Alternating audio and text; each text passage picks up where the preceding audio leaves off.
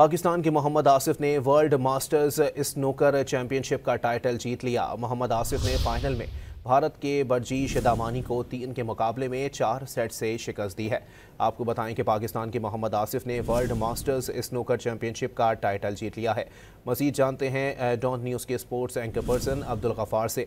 जी गफ़ार, बताइएगा कि अंडर 17 के अंदर भी अब वाज़े तौर पर दिखाई दे रहा है कि बड़े बड़े प्लेयर्स जो हैं वो सामने आ रहे हैं, खेल के दीगर शोबों में भी।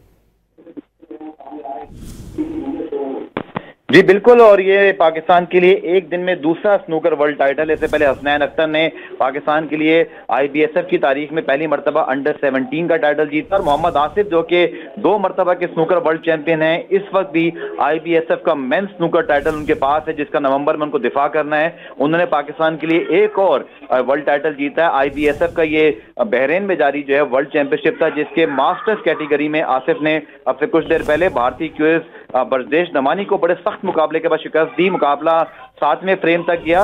बेस्ट ऑफ 7 का ये फाइनल था, जिसमें 3-3 से मुकाबला पहले बराबर था और आसिफ ने 7वें फ्रेम के अंदर इंतहाई शानदार कारकर्दगी दिखाकर भारतीय क्यूज को जो है वो शिकस्त से दोचार किया। तो पाकिस्तान के लिए शानदार परफॉर्मेंस। और हमने देखा कि हसनैन अख्तर और फिर मोहम्मद आसिफ ने एक ही दिन में बहरीन में पाकिस्तान के 2 टाइटल जीते। तो मजमूई तौर पर पाकिस्तान के लिए अगर मैं याद रखूं तो 94 में मोहम्मद यूसुफ के बाद फिर टाइटल जीता था मोहम्मद आसिफ ने 2 मरतबा, फिर मोहम्मद यूसुफ एक दफा मास्टर्स टाइटल जीते सीनियर्स का। उसके साथ साथ इस पाकिस्तान के लिए एहसन रमजान भी जीत चुके हैं। और आज IBSF का तब ये 6वां या 7वां वर्ल्ड टाइटल है जो पाकिस्तान ने अपनी हिस्ट्री में हासिल किया है।